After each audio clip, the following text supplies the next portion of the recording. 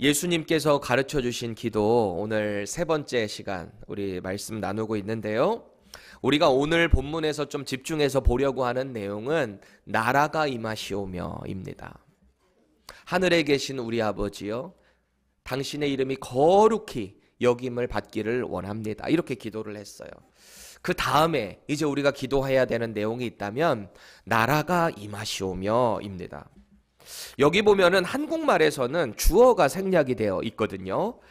그런데 이 헬라어 성경을 들어가 보니까 소유격 대명사인 당신의 라고 하는 she, 이 헬라어 단어 she, 이게 있어요. 그래서 대부분의 모든 영어 성경들은 다 이것을 그대로 번역을 해서 킹 제임스 버전 같은 경우에는 옛날 영어 고어체인 thy, 이거죠. thy, your kingdom come 이렇게 되는 거고요. 또 다른 성경들 대부분은 your kingdom come 이라고 번역을 하고 있습니다. 그럼 여기서 예수님이 가르치는 당신의 왕국, 이 당신은 누구예요? 누굴 말하고 있는 거죠? 하나님 아버지를 말하고 있습니다. 그래서 이 문맥에 맞게 주님이 가르쳐 주신 이 기도의 내용에 맞게 나라가 임하시오며를 다시 한번 번역해 보면 이렇게 되는 거예요.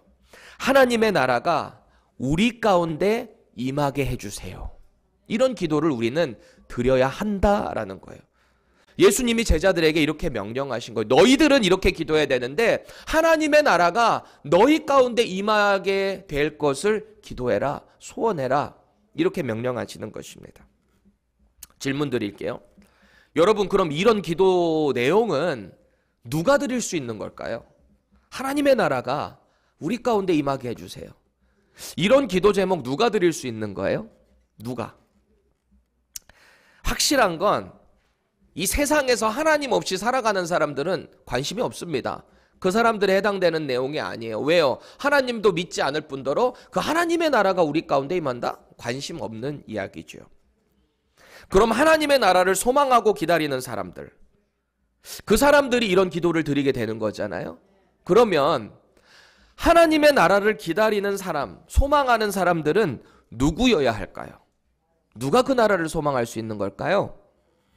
바로 예수님을 통해 하나님의 나라를 유업으로 받은 자들, 그 나라를 소망하는 자들, 그 사람들이 이런 기도를 드릴 수 있는 것입니다. 그런데 오늘 예수님이 너희는 이렇게 기도하라 이렇게 명령하셨다고 하나님의 나라 아무 관심도 없고 소망도 없는데 기도만 그냥 이렇게 중언부언한다? 그건 또 영혼 1도 없는 가식 아니겠습니까? 그래서 제가 지난 주일에 말씀을 나누었던 것처럼 하나님의 이름이 거룩히 여김을 받습니다. 하나님은 원래 거룩하신 분이에요. 우리가 굳이 하나님의 이름이 거룩해지셔야 됩니다라는 기도를 안 드려도 자체가 거룩하신 분입니다. 우리랑 상관없이 거룩하신 분이에요. 이거와 마찬가지로 우리가 하나님의 나라가 임하시기를 원합니다. 우리 가운데 임하기를 원합니다. 이것은요, 우리가 하나님의 나라를 경험해 가며 살아가면서 이런 기도를 드려야 한다라는 거예요. 하나님의 나라 소망 하나도 없으면서 하나님의 나라가 제게 임하기를 원합니다. 이게 가식이 될 수 있다라는 거예요. 오늘 말씀 가운데 하나님 나라를 간절히 소망하는 열망이 저와 여러분들에게 있기를 바라요. 우리가 예수님 믿고 하나님의 자녀가 됐다면, 하나님의 나라를 유업으로 우리가 받았다면 그 나라를 정말 소망해야 되는 거예요. 그리고 이 땅 가운데 힘있게 능력있게 살아가야 한다라는 것입니다. 여러분, 오늘 예수님이 가르치시는 그의 나라를 이해하기 위해서는 먼저 선행돼야 할 작업이 있어요. 그게 뭐냐면 성경에 기록되어 있는 하나님의 나라라는 표현이 있거든요. 그리고 천국이라는 표현이 있습니다. 천국이라는 표현. 예수님에 대해서 같은 관점을 가지고 기록했다라고 해서 마태복음, 마가복음, 누가복음을 공관복음이라고 합니다. 같은 시점에서 예수님에 대해 기록했다. 예수님은 누구신가? 그는 어떤 일을 행하셨는가? 공관복음이라 그래요. 그런데 이 공관복음 중에서 가장 먼저 쓰여진 복음서가 역사적으로 마가복음이거든요. 그런데 이 마가복음에 보면은 하나님의 나라 혹은 하나님의 나라라는 표현이 25회 기록되어 있습니다. 예수님이 다 하시는 말씀들이에요. 그리고 누가복음에 보니까 훨씬 더 많이 기록되어 있는데 하나님 나라 혹은 하나님의 나라라고 기록이 되어 있는 표현이 총 58회 기록되어 있습니다. 그만큼 하나님의 나라가 중요하다는 거죠. 복음에 있어서 하나님의 나라가 핵심적이라는 거예요. 그런데 유독 마태복음에 보면은 하나님 나라라는 표현보다는 천국이라는 표현이 지배적입니다. 천국. 물론 예수님께서 직접 언급하신 내용 중에 총 4번 하나님 나라라는 표현이 있기는 해요. 그런데 36회로 천국이라는 표현이 압도적으로 기록되어 있는 게 마태복음이다 라는 거예요. 여기 또 우리 착하신 성도님들이 이렇게 속으로 생각할 것 같아요. 우리 목사님 그거 일일이 다 체크하느라고 힘들었겠네, 고생했네, 이렇게 생각하는 분 있으세요? 제가 또 저를 너무 불쌍하게 보실까 봐 드리는 영업비밀, 요새는 성경사전이 다 찾아줍니다. 검색하면 다 나와요. 너무 염려는 하지 마세요. 우리 질문은 이거예요. 왜 유독 마태복음의 저자인 이 사도 마태는 하나님 나라라는 표현보다 왜 천국이라는 표현을 더 많이 쓰고 있을까? 여러분 어떻게 생각하십니까? 왜 마태는 천국이라는 표현을 더 많이 사용하고 있을까요? 다른 공관복음에 비해서 말이죠. 이걸 먼저 이해하려면 이 마태복음이라는 편지, 이게 편지 서신 형식이거든요. 받는 수신자가 있단 말이에요. 그래서 예수님은 누구신가, 그분이 어떤 일을 행하셨는가, 그거에 대한 내용을 기록한 게 이제 마태, 마가, 누가, 뭐 서신서에 대한 여러 가지 그 형태들입니다. 여러분 마태복음의 1차 수신자가 누굴까요? 유대인들입니다. 유대인들. 장로들의 유전을 목숨처럼 지키는 사람들, 그러니까 미시나라고 그랬잖아요. 가르침들. 원래 율법의 그 내용을 더 많이 풀어서 가르침으로 계속 구전으로 내려왔던 그 미시나, 그게 바로 장로들의 전통이거든요. 근데 유대인들이 이 계명에 대해서 얼마나 그것을 율법적으로 문자적으로 잘 지키는지 말이죠. 그 사람들에게 예수님은 누구신가, 이걸 쓴 게 마태복음이란 말이죠. 그래서 이 마태복음은 다른 복음서와는 좀 시작부터가 달라요. 마태복음 1장 1절부터 뭐라고 기록되어 있냐면 아브라함과 다윗의 자손 예수 그리스도의 계보라, 그러면서 쭉 시작이 됩니다. 그래서 아브라함부터 다윗까지 14대 이름을 쫙쫙쫙쫙 자손 계보를 언급하고요. 그리고 다윗부터 바벨론 포로로 남유다 백성들이 끌려가는 그 타이밍까지 14대 또 정확히 짝짝짝짝 나열하고요. 그리고 바벨론 포로 이후부터 그리스도가 이 땅에 오신, 예수님이 이 땅에 오시는 그 순간까지 14대 딱짝짝짝 이름을 나열하고 있습니다. 정확히 42대를 언급하면서 마태복음을 시작하고 있어요. 그 이유가 뭘 것 같아요? 구약시대 때 메시아에 대한 예언이 계속 있었잖아요. 근데 그 메시아는 반드시 다윗의 후손을 통해 온다라는 예언이 있었거든요. 이새의 자손을 통해서. 이새의 아들이 다윗이거든요. 그 다윗의 씨를 통해서 반드시 온 자여야만 하나님께서 보내신 메시아가 되는 거예요. 그러다 보니까 그것을 믿고 기다리는 그 유대인들에게 예수님이 누구신가, 그것을 시작하려다 보니까 이 족보부터 들어가야 하는 거예요. 마태복음이 그렇게 기록이 됐다. 특히 유대인들은요, 율법 중시하는 사람들이잖아요. 그 율법 가운데는 이런 내용이 있거든요. 우리가 지난번에도 함께 나눴지만 하나님의 이름을 망령되이 일컫지 말라, 이런 내용이 있었어요. 그러다 보니까 하나님의 이름을 거룩하게, 하나님의 이름이 거룩하게 되기를 원합니다, 이 기도를 드릴 때도 이 유대인들은 하나님이라는 이름 자체를 쓰지를 못했다라고 그랬잖아요.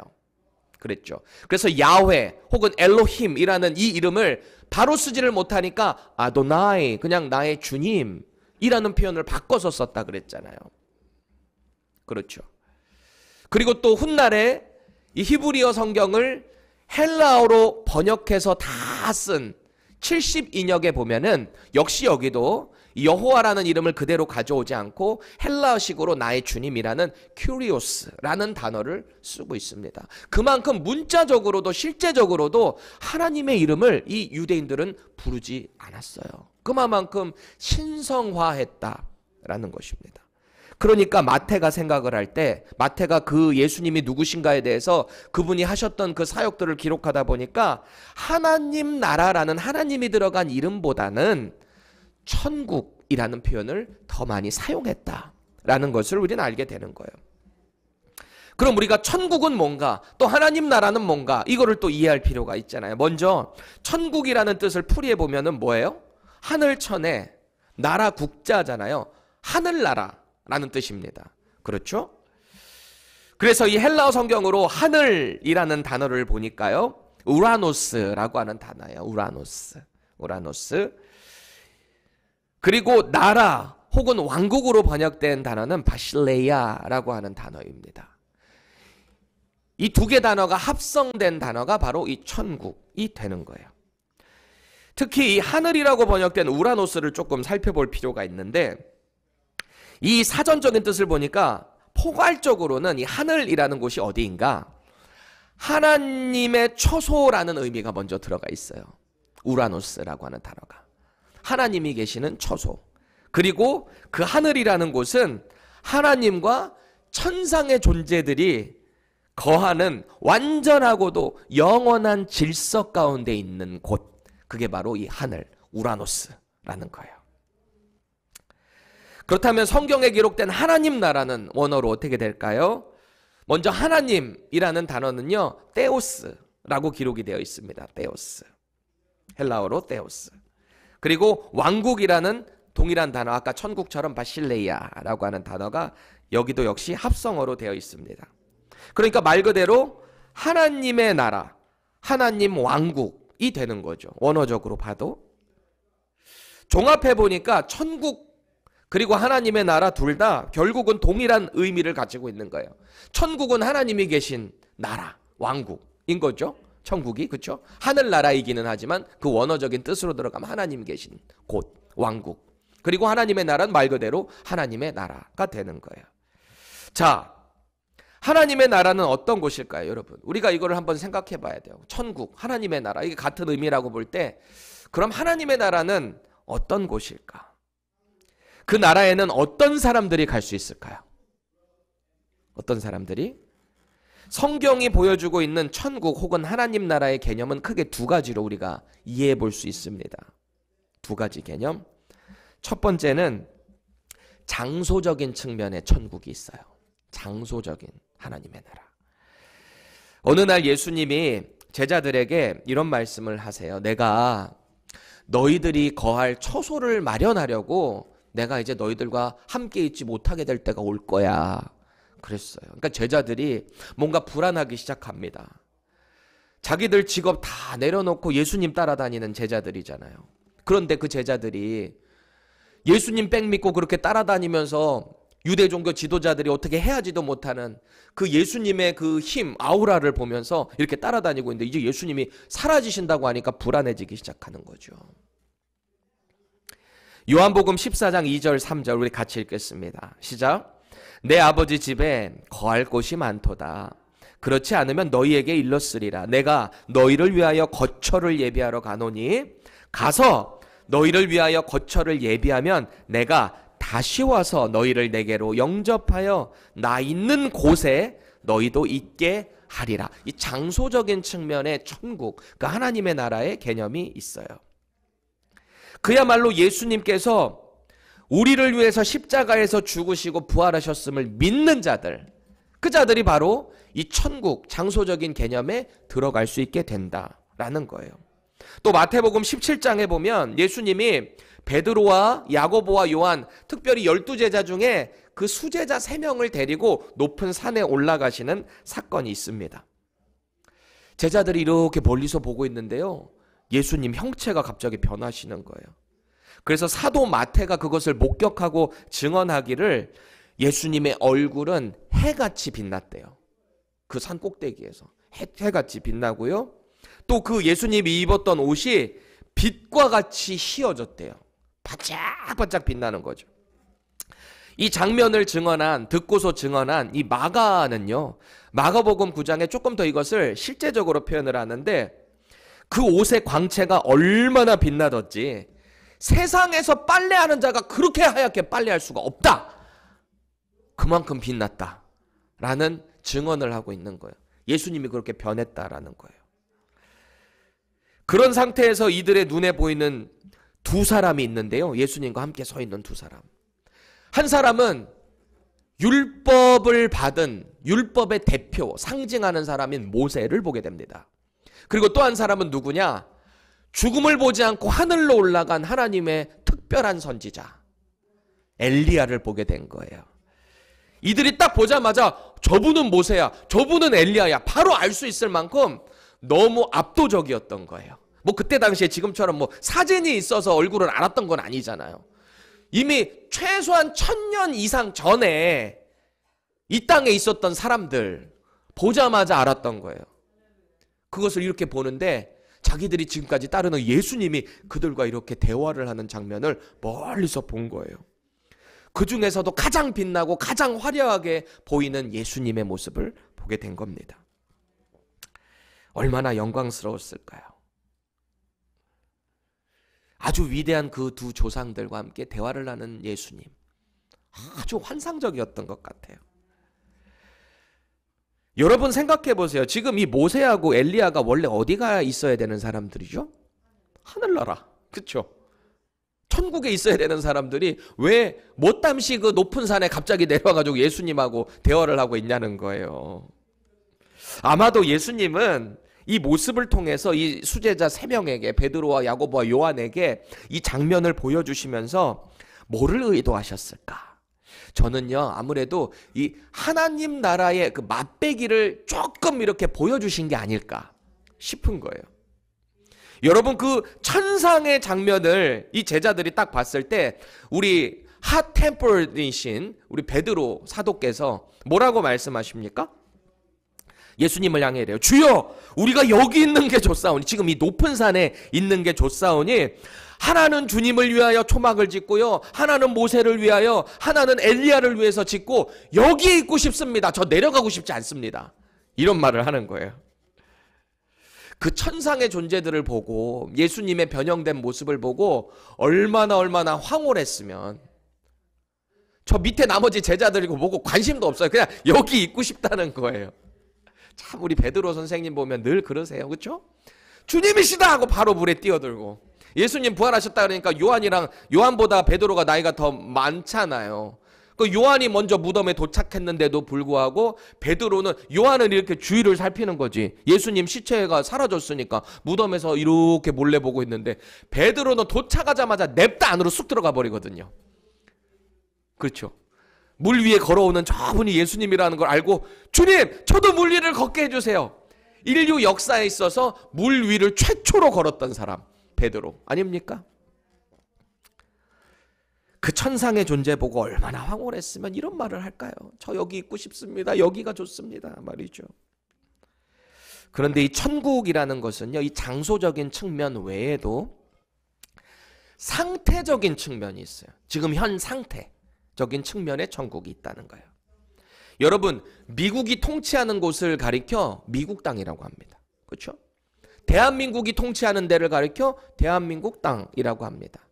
그럼 하나님께서 통치하는 곳을 가리켜 뭐라고 해요? 하나님의 나라, 하나님의 왕국이라는 거죠. 하나님의 나라를 경험하는 그 상태가 바로 천국을 경험하는 상태다라는 개념이 성경에 나와 있다라는 거예요. 영원한 하나님의 나라의 회복은요, 예수님이 재림에 오실 때 그때 이루어집니다. 그때 완성되는 거예요. 그런데 하나님의 나라라는 것은 현재 우리의 상태 가운데서도 예수님을 영접하고 살아가는 그 순간순간에 천국이 우리 가운데 임했다라고 성경은 말을 하고 있습니다. 그 하나님의 나라는요, 예수님께서 마태복음 5장에 보면 산중에서 말씀을 가르치셨다 그래서 산상수훈이라고 한다고 했잖아요. 거기서 8가지의 복을 말씀하시는 첫 번째 복이 뭐죠? 심령이 가난한 자는 복이 있나니 천국이 저희 것임이라 라고 말씀을 하세요. 심령이 가난한 게 무슨 상태일까요? 내가 정말 뱅크럽시 된 것 같은 그 아주 갈급한 상황, 하나님의 임재가 아니면 살아갈 수 없다라고 하는 그런 마음을 가지고 하나님의 때를 기다리는 사람, 그 사람에게 천국이 임한다는 거예요. 이미 임했다는 거예요. 선언하신 거, 이미 임했다는 거. 예수님 이 땅에 오시고 그 예수님을 통해 하나님의 나라를 갈급하게 사모하는 자들. 그리고 8번째 복이 뭐였어요?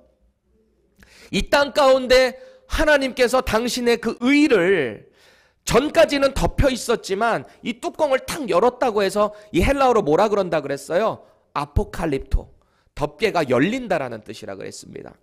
열려서 하나님의 의가 완전히 이 땅 가운데 복음으로 드러나셨어요. 그분이 예수 그리스도시라고 했잖아요. 그래서 그 의를 위하여 핍박을 받는 자들, 그 예수 그리스도의 복음을 위해서 어떤 형편과 상황 가운데서도 기쁨으로 그 삶을 감당해 나가는 사람들, 그 사람들에게 이미 천국이 임했다라고 말씀하셨어요. 천국이 임한 거예요. 이게 바로 현재 상태적인 측면에서의 천국, 우리가 경험하는 천국이다라는 거예요. 또 사도 바울은요, 로마서 14장에 가보니까 이 우상제물에 올라간 고기 먹는 거, 또 포도주 먹는 거, 그것 때문에 이 믿은 지 얼마 안 된 그리스도인들이 시험을 받았거든요. 그러니까 거기에 대한 말씀을 기록을 하면서 이런 말을 합니다. 로마서 14장 17절 함께 읽을게요. 시작. 하나님의 나라는 먹는 것과 마시는 것이 아니요 오직 성령 안에 있는 의와 평강과 희락이라. 여러분, 하나님의 나라가 오직 성령 안에서 의와 평강과 희락이라면 그 나라를 이 땅에서 누리며 살아가는 사람들은 어떤 삶을 살아갈 수 있을까요? 자동적으로 죄를 멀리하지 않을까요? 평강과 희락이 날마다 이 가운데 있으니까, 그 하나님의 나라가 날마다 우리 가운데 있으니까 당장 내가 이 고기를 먹음을 통해서 혹은 포도주를 마심을 통해서 내가 내 삶을 누릴 수는 있겠지만, 누군가가 이거를 보고 시험에 든다면 내가 그 형제를 위해서 포기할 수 있는 믿음, 그 하나님의 나라를 위해, 저 형제를 세우기 위해 조심할 수 있는 덕을 끼치는 믿음 말이죠. 언제나 사랑을 세운다는 말이에요. 그리고 우리 안에 계시는 성령님을 통해서 우리의 마음에 평강과 기쁨이 있다. 그 누구도 어떤 상황도 이 하나님의 나라를 경험하는 상태를 흐트릴 수 없다라는 거예요. 이게 바로 하나님의 나라를 이 땅 가운데 현재 경험하는 그 상태적인 측면입니다. 그렇게 하나님 나라를 소망하며 살아가는 인생, 얼마나 행복할까요? 우리가 살아가면서 간절히 만나고 싶은 누군가가 있다라고 칩시다. 당장 지금은 못 만나지만 반드시 언젠가는 그 사람을 만날 수 있다. 확실한 보장과 확실한 믿음이 있다면 그것만 생각하면서 이 땅에서 아무리 어려워도 견디며 살아가지 않겠습니까? 만나야 되니까. 반드시 만날 거니까. 마치 이 군대에 있는 형제가 사랑하는 자기 애인을 반드시 나는 만날 것이야, 이 소망을 가지고 힘든 훈련도 견뎌내고 말이죠. 그리고 딱 휴가를 나갔을 때 얼마나 기뻐요. 그렇게 만날 수 있는 소망, 그 소망 때문에 견뎌내는 거 아니에요? 얼마나 설레는 기다림입니까? 우리 형제들 경험해 보셨는지 모르겠어요. 저는 군대에 있을 때는 여자친구가 없었어가지고 별로 경험은 못 해봤지만 많은 군인들이 이걸 경험할 것 같아요. 아니면 아예 이 전역 날짜를 기다리는 군인들 어떨까? 이거는 정말 환상적인 거거든요. 군대 가면 진짜 이상한 걸로 많이 놀려요. 이등병 딱 들어가잖아요. 저도 그거 당했었는데요. 저는 군대 완전 늦가기로 갔다 그랬잖아요. 만 27에 그냥 이등병 현역 입대를 했었다 보니까 한국에서. 이렇게 선임이 저한테 오더니 눈을 이렇게 가려요. 이게 주물하더니 제 눈을 탁 가려요. 야, 뭐가 보이냐? 아무것도 안 보입니다. 그게 네 군생활이야. 그러는 거야. 아, 이거 얼마나 참 치사하고 지는 병장이라 이거지. 이제 끝났다 이거지. 자기 전역 앞뒀다 이거죠. 너는 이제 2등병이니 언제 전역하냐? 이거 놀리는 거 아니에요? 그 병장은 얼마나 행복한 소망이에요. 나는 이제 곧 전역한다. 그거 날마다 군인들 카운트하고 있거든요. 100 몇십 번, 1000 몇백 일부터 막 그거 다 계산합니다. 여러분, 또 밤을 새서 일할 수밖에 없는 회사원들은 어떨까요? 그 회사원들은 왜 밤을 새면서까지 일을 할까요? 뭐를 바라고? 야근 수당이요. 야근 수당. 그거 나한테 나온다는 소망을 보고 하는 거 아니겠어요? 혹은 업무 능력 점수 잘 따가지고 이 프로모션 되는 그 소망. 그거 가지고 하는 거 아니겠습니까? 혹은 교회 안에서 중요한 사역을 위해서 밤을 새가면서 최선으로 준비하는 사역자들 혹은 우리 성도들. 왜 그렇게 하는 거죠? 왜 그렇게 열심히 하는 거예요? 자기 일들도 있는데 왜 그렇게 할까요? 그 사역을 통해 먼저는 하나님이 영광 받으실 걸 아니까. 그리고 내 마음에 그 하나님의 기쁨이 막 쏟아지는 걸 너무 아니까. 또 나아가서 이 나의 섬김을 통해서 우리 공동체가 주 안에서 하나가 될 것을 아니까 그렇게 하는 거 아니겠습니까? 반대로 인생 가운데 아무런 소망 없이 살아간다는 건 어떨까요? 아무 소망이 없어. 매일 그냥 쳇바퀴 돌듯이 똑같은 인생. 그야말로 매일이 건조하고 때로는 절망적일 겁니다. 아무런 변화도 없고 재미도 없고 설렘도 없고 그 인생 얼마나 따분한 인생이에요. 그러다 보면은 자꾸 이 세상의 사람들은요, 뭔가 재미있는 게 없을까? 나의 이 공허함을 뭘로 채울까? 자꾸 세상적인 방법으로 그것을 찾아 헤맵니다. 이게 꼭 가만히 보면은 목이 엄청 타들어가고 목마른 그 상황에서 소다를 벌컥벌컥 마시는 거랑 똑같은 것 같아요. 아니 소금물을 벌컥벌컥 마시는 거. 당시에는 잠깐 괜찮을지 모르지만 조금 있으면 더 심한 갈증이 찾아오는 거 말이죠. 술로, 도박으로, 마약으로 나의 공허함을 채워보려고 합니다. 또 이 술, 도박, 마약 같은 건 못하고 나름대로 나는 그런 거는 못해. 소심하게 뭐 미디어 중독. 또 생활에 여러 가지 내가 뭐 크게 어디를 가지는 않아도 할 만한 뭐 드라마 맨날 그거 보고 있는 중독 같은 경우들 말이죠. 여러분 중독을 진단하는 기준이 뭔지 아세요? 뭐가 중독인지 아세요? 일상생활에 지장을 주는 행위가 바로 중독입니다. 내 일상생활에 자꾸 지장을 주는 거. 그러면 이미 중독된 상태라고 보면 돼요. 그런데 우리가 꼭 하나 기억해야 될 게 있는데 우리 일상생활이다라고 할 때 여러분이 속해 있는 뭐 학교 공부, 뭐 회사, 비즈니스 이것만 일상생활이 아니에요. 여러분 우리 일상생활에서 가장 프라이어티 넘버 원이 돼야 될 게 뭘 것 같으세요? 뭐가 가장 우선시 돼야 될 것 같으세요? 동의하시면 크게 아멘 해보세요. 우리가 구원받은 성도라면 하나님 예배하고 교회 섬기는 일이 가장 우선순위. 그게 바로 우리의 일상생활이 되어야 하는 거예요. 이거는 사이드로 몰아놓고 내 일상의 학교, 공부, 뭐 직업에 관한 것만 내 일상이라고 생각하면 정말 그거는 신앙생활에 있어서도 뭔가 셋업이 잘못된 거예요. 우리의 일상의 가장 핵심은 바로 신앙생활이 되어야 한다라는 것입니다. 그런데 중독된 사람들 공통점이 뭔지 아세요? 나는 그 삶의 패턴에서 내 이 뭔가 갈급함을 채우려는 내 패턴에서 좀 아니다 싶으면 나는 금방 빠져나올 수 있어. 이런 착각을 해요. 아이 좀 하다가 말지. 도박 조금 하다가 빠지고 말지 뭐.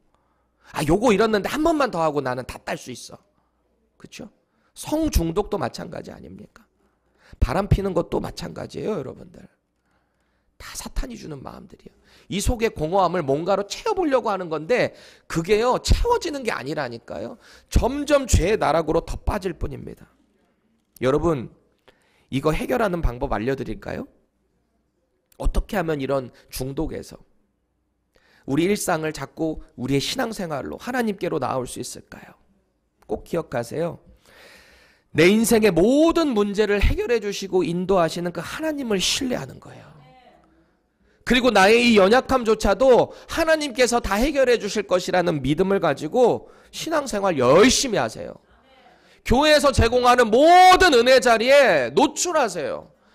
교회 생활 열심히 하세요. 그러면 이거 해결돼요. 채워지지 않는 그 갈급함으로부터 하나님이 자꾸 은혜를 부어주시게 될 겁니다. 이건 제가 풀타임 사역자인 목사라고 여러분들에게 하는 잔소리가 아닙니다. 아니에요. 그게 아니에요. 우리가 성도라고 했잖아요. 그렇죠? 저만 성도인가요? 여러분들도 예수님을 영접했으면 성도잖아요. 그렇잖아요. 그러면 거룩하신 하나님의 영이 우리 가운데 다시 한번 회복된 존재들인 거예요. 우리의 인생이 다시 한번 부활한 존재가 되는 거예요. 누구와 함께? 예수 그리스도와 함께. 그렇다면 아무리 이 세상에 부귀 영화로도 우리의 이 갈급함을 채울 수 없다는 걸 알아야 하는 거예요. 이건 영적인 문제거든요. 갈급하세요? 자꾸 뭔가 채워지지 않으세요? 공허하세요? 영적으로 채워야 하는 거예요. 하나님이 채워주실 수 있습니다. 그런데 하나님만이 채워주실 수 있는 이걸 내가 스스로 한다? 믿음 생활 내가 혼자 집에서 한다? 될까요? 믿음 생활은 반드시 하나님이 말씀이 선포되는 곳, 그 공동체에서 해야 하는 거예요. 말씀을 배우고 은혜를 나누고 기도하고요. 같이 찬양해서 하나님의 이름을 높여드리고 말이죠. 또 전도와 선교에 동참하면서 하나님께서 우리에게 주신 그 사명을 계속 이뤄나가는 교회, 에클레시아를 통해서 우리가 이뤄나갈 수 있다라는 겁니다. 그래서 예수님이 우리에게 이 교회 공동체를 허락해 주신 거예요. 나 혼자 절대 못해요. 장작불도 불이 여러 가지 나무들이 이렇게 뭉쳐야지 큰 불이 되지, 불 하나만 있으면 조금 있다 꺼져버려요. 솔직히 그렇지 않아요? 나 혼자 집에서 온라인으로 예배한다? 되던가요? 뜨겁게 계속 은혜가 충만하던가요? 처음에는 그럴지 몰라요. 우리 팬데믹 처음 시작할 때 집에서 예배하는데 얼마나 많은 성도들이 집에서 예배하면서 울었는지 몰라요. 그렇게라도 예배할 수 있음에 감사해서. 근데요, 그렇게 하루, 한 주, 두 주, 한 달, 두 달 지나가니까 처음에는 막 정장 입고 앉아가지고 예배하다가 어느 순간부터는 점점 잠옷으로 바뀌기 시작하고, 어느 순간에는 왔다 갔다 하고, 애가 부르면 잠깐만 기저귀 좀 갈아줘. 그럼 또 거기 가서 뭐 해야 되고. 예배에 집중할 수 있습니까? 우리가 교회 공동체를 통해 우리 삶의 목적이 자꾸 재인식이 돼야 되는 거예요. 발견이 돼야 되는 거예요. 그래서 그 사명대로 살아가잖아요. 그 인생이 행복합니다. 몸은 조금 힘들어도, 내가 뭔가 조금 더 섬기는 것 같아도 영적인 만족과 기쁨이 우리 안에 막 채워지는 거예요. 그러면 힘든 게 아니라니까요. 오늘 아침에 집에서 식사를 하면서 제 아내랑 이런저런 얘기를 했어요. 제 아내도 청년 때 회사 다니고 교회 예배하고, 저희 장인어른은 매일 저녁에 기도회가 있었어요. 매일 하루도 빠짐없이. 그 기도회를 매일 나가며 저녁 8시 기도하다가 어느 날은 기도하다 잠들어서 아침에 교회에서 일어나가지고 사택이 바로 3층에 있고 교회가 2층이니까 올라가서 옷 후다닥 갈아입고 아침 먹고 그러고 또 회사 출근하고 그랬대요. 하루에 3시간씩 자는데도 그게 그저 기뻤대요. 왜요? 하나님이 기뻐하시는 걸 아니까. 몸은 힘들지만 하나님이 그 능력을 주시니까. 이게 하나님의 나라가 임한 사람들의 모습인 거예요. 성령이 충만해서 모이고 힘썼던 초대교회를 여러분 생각해 보세요. 예수 믿는다는 이유로 이스라엘 공동체에서 추방됩니다. 예수의 이름을 한 번이라도 얘기하면 추방하겠다는 거예요. 이스라엘 공동체에서 추방된다는 얘기는 같이 예배할 수도 없어, 자기들끼리 교제할 수도 없어, 유대인들에 의해서 완전히 고립되는 인생을 살아가야 되는 거예요. 가족에서도 출가시켜버린다는데, 예수 믿으면. 근데 그것을 아무렇지도 않게 기쁨으로 받아들입니다. 공동체에서 추방될지언정, 고립될지언정, 불이익과 고난과 핍박이 있다 할지라도, 심지어는 순교까지 당할지라도 이들은 절망하지 않아요. 기뻐해요. 오히려. 여러분, 이 믿음의 원동력이 어디서부터 오는 것 같으세요? 초대교회 성도들, 이 믿음의 원동력, 무엇 때문에 그렇게 살아갈 수 있었을까요? 바로 하나님의 나라에 그 소망이 있기 때문에 그렇게 했던 거 아니에요? 당장 이 땅에서 죽을지라도 하나님의 나라가 나를 기다리고 있고 이미 내 가운데 하나님의 나라가 있기 때문에 기쁨 가운데 살아가는 건 아닐까요? 누군가가 자신을 향해서 핍박하고 돌을 던질지라도 하나님의 나라가 이미 내게 임했기 때문에 두렵지 않습니다. 당당한 거예요. 어떤 상황과 형편에서도, 내가 불에 타 죽을지라도, 십자가에 못 박혀 죽을지라도 그저 하나님이 예비하신 그 나라를 소망하며 기쁨으로 살아가는 것입니다. 이게 하나님 나라를 소망하는 힘인 거예요. 사도 바울 보세요. 감옥을 수차례 드나들었어요. 40에서 한 대 감한매를 5대나 맞았대요. 강, 바다의 위험을 얼마나 많이 당했던지요. 맹수의 위협도 수차례 받았고요. 배를 타고 가는데 3번이나 배가 파손돼가지고 일주일 동안 배에서 언제 구조될지, 바닷 가운데 언제 구조될지도 모르는 상황 가운데 처했었대요. 그렇게 수없이 죽음의 위협을 넘나들면서도 바울이 그토록 담대하고 당당하고 기뻤던 이유, 그 힘이 어디서부터 왔을 것 같아요? 하나님 나라에 대한 소망. 로마서 8장 18절 읽겠습니다. 시작.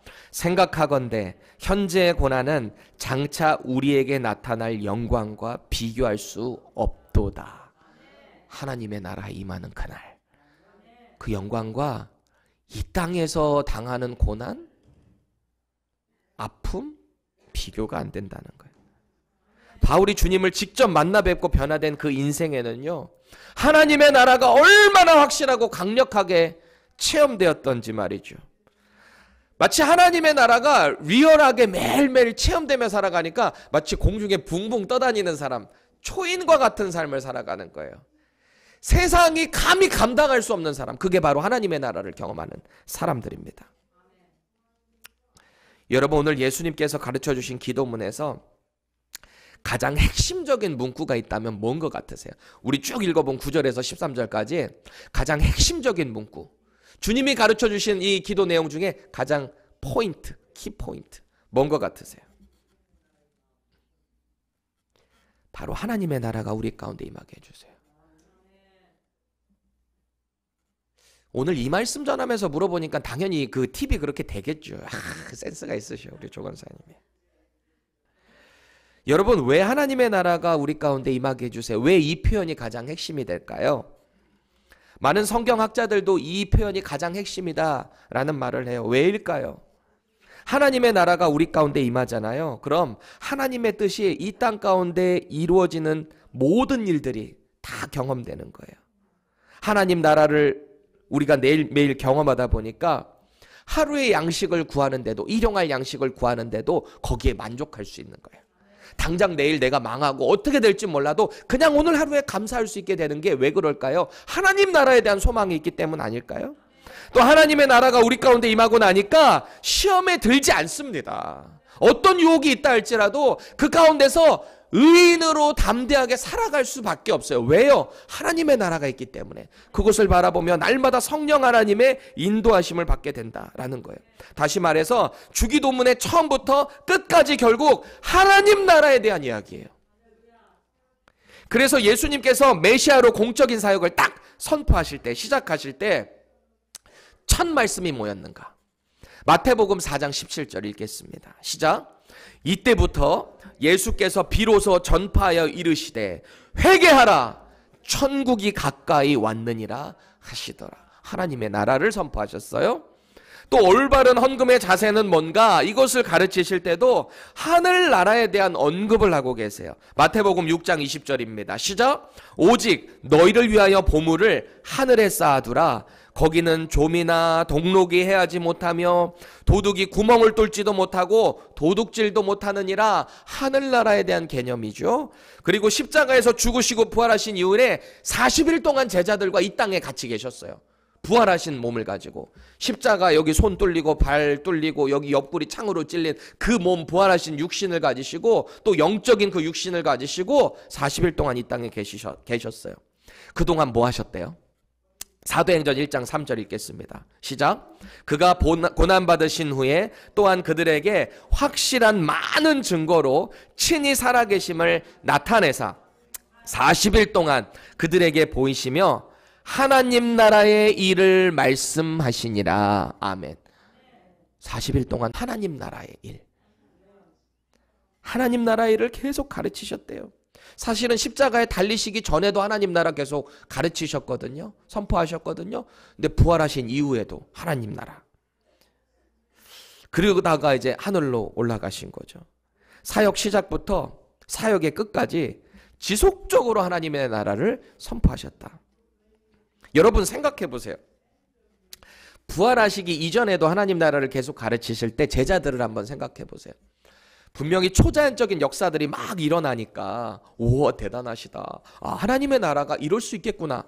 지레 짐작은 어느 정도 간접적으로는 경험했을 거예요. 그런데 이제 완전히 죽으셨던 예수님이 부활하셨어요. 손을 넣어보니까 진짜 다 살아있는 우리랑 똑같은 몸인데 그 예수님의 몸이 문을 완전히 잠겨있는 상태인데 쑥 들어가셔서 제자들 다 숨어있는데 평안하뇨?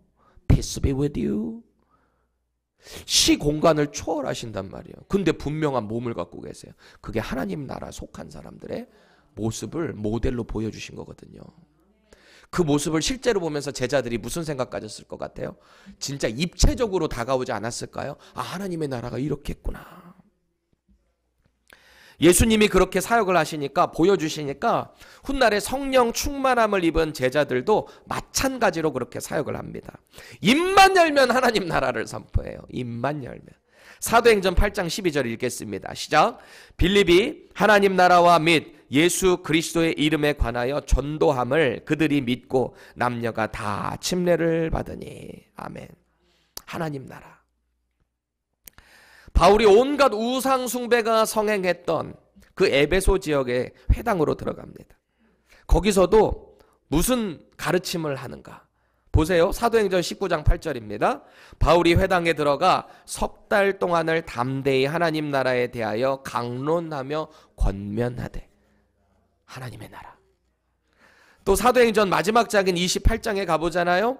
바울의 마지막 순교지가 어디였죠? 로마입니다. 그 로마에서도 그는 최선을 다해서 하나님 나라를 강론합니다. 사도행전 28장 23절이에요. 시작. 그들이 날짜를 정하고 그가 유숙하는 집에 많이 오니 바울이 아침부터 저녁까지 강론하여 하나님의 나라를 증언하고 모세의 율법과 선지자의 말을 가지고 예수에 대하여 권하더라. 아멘. 모든 성경의 내용이 예수 그리스도를 향하고 있다. 그분이 결국 하나님의 나라를 이 땅 가운데 허락하셨다. 선포하신 거예요. 여러분 이 땅에 살아가면서 하나님 나라를 얼마나 경험하고 계신가요? 다시 말하면 하나님의 나라가 우리의 삶 속에서 얼마만큼의 임팩트를 주고 있나요? 어떠세요? 예수님은 우리 심령이 가난해져서 날마다 하나님을 찾게 될 때 그분의 임재 가운데 우리가 하나님의 나라를 경험하게 된다. 복음을 위해 살아갈 때 하나님의 나라가 이미 임했다. 경험하게 된다. 말했어요. 우리가 예수 그리스도의 이름으로 날마다 하나님과 교제하잖아요. 그분의 임재를 사모하잖아요. 그러면 우리의 인생의 걸음걸음마다 함께 하시는 그 하나님을 경험하게 되는 거예요. 하나님의 나라를 경험하게 되는 거예요. 또 그리스도의 덕을 끼치기 위해서 세상 사람들과 똑같이 살아가지 않아요. 구별된 삶을 살아가요. 때로는 손해를 보기도 하고요. 때로는 억울함을 경험할 수도 있어요. 그럼에도 불구하고 주님이 그렇게 보여주셨기 때문에 우리가 예수님의 그 발자취를 따라가며 그 섬김을 따라하는 거예요. 왜요? 우리 가운데 하나님의 나라가 임했기 때문에. 다시 질문 드릴게요. 여러분들 하나님께서 허락하신 하나님의 나라 정말 얼마나 누리고 계세요? 하나님 나라를 경험하며 사는 사람들은 이 땅이, 이 세상이 추구하는 기준과 가치를 넘어섭니다. 포기하는 게 아니에요. 넘어서요. 학생들은 공부 열심히 하세요. 성공하세요. 왜요? 영향력 있는 그리스도인이 되셔야죠. 최선을 다하세요. 비즈니스 하시는 분들 최선을 다해서 돈 보세요. 일 열심히 하세요. 근데 그거 왜 하세요? 하나님 나라 확장을 위해 하셔야 되는 거예요. 하나님 영광을 위해서. 그렇게 살아가잖아요. 그럼 이 세상에 추구하는 기준과 가치를 그야말로 넘어서는 인생을 살아가는 거 아닐까요? 그 인생에는 언제나 기쁨이 있습니다. 안정감이 있어요. 왜일까요? 우리 안에 살아계신 예수님이 늘 함께 하시거든요. 때로는 그 인생이 뭔가 천천히 답답함으로 가는 것 같아도, 뭔가 일이 하나도 안 풀리는 것 같아도 우리 하나님 나라 백성이잖아요. 그러니까 그 나라의 소망을 가지고 당당하게 그 걸음을 걸어가는 것입니다. 다른 사람 부럽지 않은 거예요. 정말 여러분들에게 믿음으로 도전합니다. 이 세상에 소망을 들고 살아가지 마세요. 어려우세요? 건강 때문에 힘드세요? 하나님의 나라 소망 가지고 살아가세요. 저는 종종 이런 말을 들어요. 어떤 분들이 민 목사님, 건강이 최고예요? 그래요. 저는 속으로 반문을 해요. 과연 그럴까? 과연 건강이 최고일까요? 여러분, 우리가 아무리 건강해지려고 해도 우리가 원치 않게 몸이 안 좋을 수 있어요. 원치 않게 우리가 빨리 세상을 떠날 수도 있어요. 예수님 잘 믿는다고 다 장수하면 참 좋겠지만, 예수님만 잘 믿으면 다 부자가 되면 좋겠지만, 이 세상의 가치에 따라가지 않더라고요. 이해되지 않게 선교사님들 선교하러 갔다가 그 자리에서 바로 즉사하시는 분들도 있고요. 우리 인생의 삶을 우리 뜻대로 할 수 없잖아요. 과연 건강이 최고일까요? 우리 인생에 가장 최고가 있다면 하나님의 나라를 경험하는 인생인 거예요. 그러면 아무리 몸이 안 좋고 아무리 돈이 없고 연약해도요, 그저 하나님의 나라를 바라보며 그 소망 가지고 능력 있게 살아가는 거예요. 다른 사람들이 우리를 볼 때 저 사람은 뭐가 저렇게 있어서 이렇게 기쁠까? 뭐가 이렇게 되는 사람인가? 어디 로또 당첨됐나? 이럴 정도로 오해할 정도로 기쁨이 넘치는 거예요. 이게 바로 하나님의 나라를 소유한 사람들, 그 삶을 누리는 사람들의 인생이 된다라는 것입니다. 우리 정말 하나님 나라 소망 가지고 살아가시자고요. 그래서 하나님 나라가 우리 인생 가운데, 우리의 가정에, 우리가 속한 공동체에, 그리고 우리 교회에서 이루어질 수 있기를 바랍니다. 우리 이렇게 기도해야 돼요.